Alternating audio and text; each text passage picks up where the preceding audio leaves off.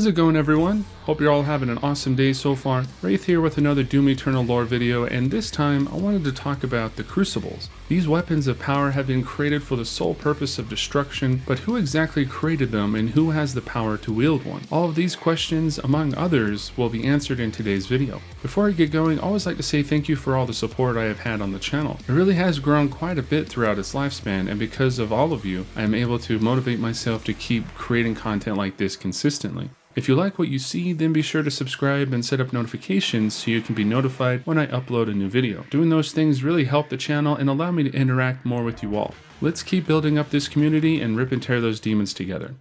Throughout many different games, there have been weapons of power that allow the player to fully take control of an ugly situation and turn the tide in their favor. Most of the time, those who want a challenge tend not to use such weapons, or at least use them as a last resort. Doom Eternal has many power weapons that allow you to destroy practically any demon at a pull of the trigger, or in this case, a swing of an energy sword. The Crucible, as it's called, is basically Doom's version of a lightsaber, but way more brutal. The function, the design, and the story behind it makes it one of the most mysterious weapons within the Doomslayer's arsenal.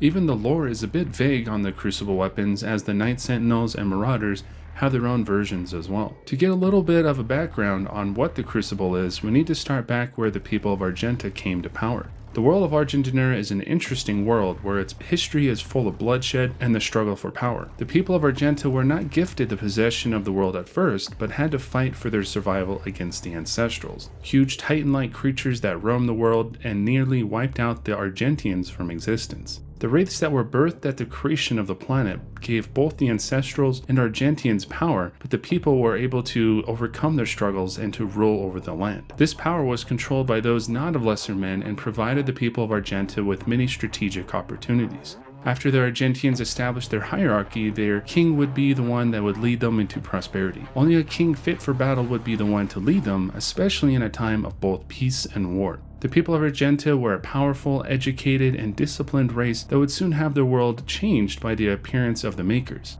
These heaven-like beings appeared to them in a time fit for their arrival. The Argentians were a religious people that have worshipped the race for millennia and now have experienced something that would change everything that they believed in for so long. However, with the influence of the Makers, the people prospered and were blessed more rather than living in fear of the wraiths.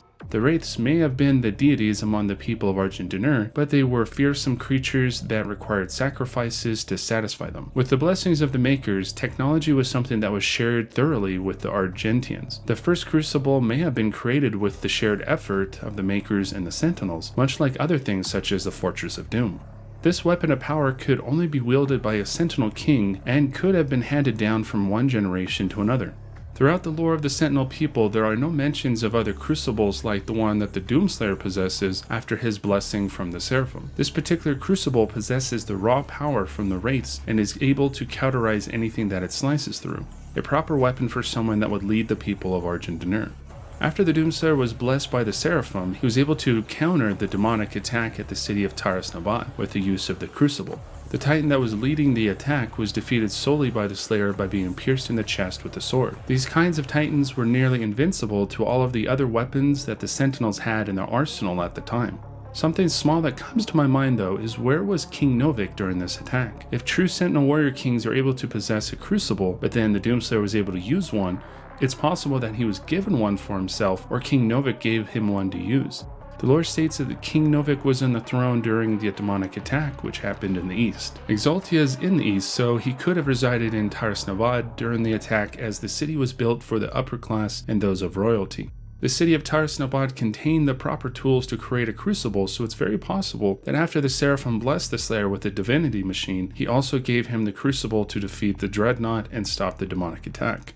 By showing his godlike powers, the Sentinels were in no doubt in the presence of a new king. It's tough to tell if there were more than one king to be at power, but then again, there were many different tribes and Sentinels spread throughout the galaxy, so I would be willing to bet that it would have been very likely. It would have been really tough to be the only king to lead the people when they are on different planets while being at war with the Dark Realm. Now that the Sentinels know the true power of the Crucible, they may have decided to create their own version to help fight the demonic threat. Keep in mind, the attack on Taras Nabad was one of the first fights against Hell. The Night Sentinels were caught off guard, and the Makers were also perplexed on how to deal with the issue.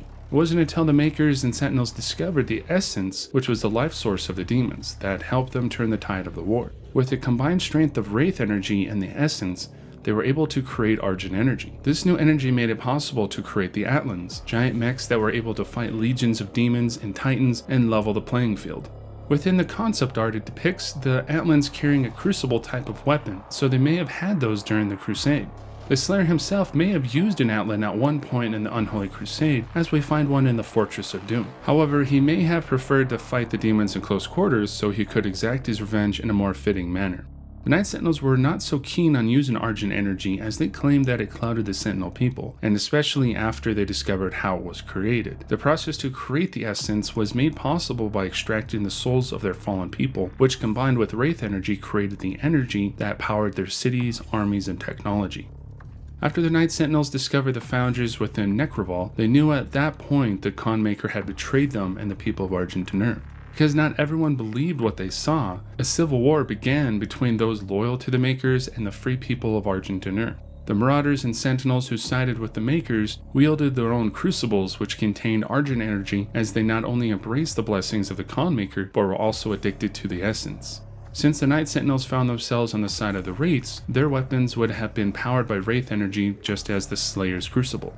With both sides fighting each other with Argent and Wraith energy weapons, it would have been quite the destruction. Titans fighting Atlands, Crucibles clashing each other, all while the Conmaker is able to survive with Argent energy and allow the destruction of Argenta. Once all of the veterans of the Night Sentinels and the Doomslayer were trapped within the Dark Realm, the Con could now have complete control over Argenta and continue the process of Argent energy. Up until this point, we know that the Doomslayer was not in the possession of the Crucible, as it was still stuck in the chest of the Dreadnought. He may or may not have had the possession of another Crucible, or instead created the demonic Crucible that we know of from Doom 2016. This Crucible was full of Argent energy and did not resemble anything like the first one he used. For the most part, it seems like the Slayer either built a demonic Crucible while he was trapped in hell, or had someone like the Wretch build it for him. We know that the Slayer is someone who is good at building things, as we see that he created his new Praetor suit in Doom Eternal. The evidence of this is due to how his original Praetor suit is torn down into pieces within the Fortress of Doom, among other things that he had time to create. It's interesting though that the Slayer would use the demonic Crucible knowing that it contained the souls of his fallen brothers in arms. However, we don't fully know the extent of how much he used it, but could have only treated it as a last resort. Of course, the Doomslayer was able to kill a Titan in hell with his bare hands, so that would go to show that he never really needs to use weapons unless he absolutely needs to, or if they allow him to kill demons faster than when needed. On top of that, since he knows what the demonic Crucible contains and what he has gone through in his history with the Sentinels, it all now makes more sense on how angry he was in Doom 2016 when the UAC used Argent energy for their main power source. At the end of Doom 2016, the Slayer used the demonic Crucible to drain the power from the Wraiths. Considering the Crucible is powered by Argent energy, and that particular energy is partially Wraith energy, it could siphon the life force from the three Wraiths. The functionality of the demonic Crucible seemed to have been created the way it was, as if it was meant to drain the life force from the Wraiths. It all comes together now. The Dark Realm hid the demonic Crucible from the Slayer because they knew that he could use it for that exact purpose. Why else would the Slayer know how to activate it to drain the energy from the Wraiths?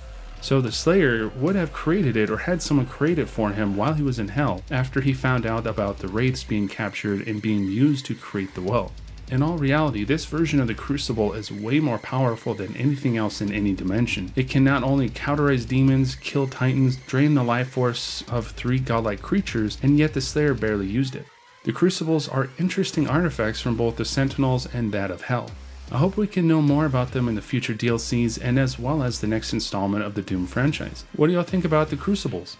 They are by far my favorite weapons in the Doom universe.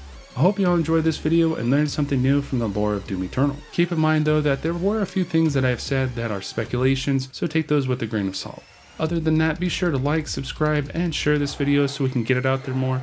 Also check out my social media accounts at RipNtear Gaming. You guys are all awesome and I really appreciate the support on the channel. Keep an eye out for my walkthroughs as I will still continue to upload those, and if you enjoy Doom content then be sure to stick around. Until next time fellow Slayers, don't forget to rip and tear.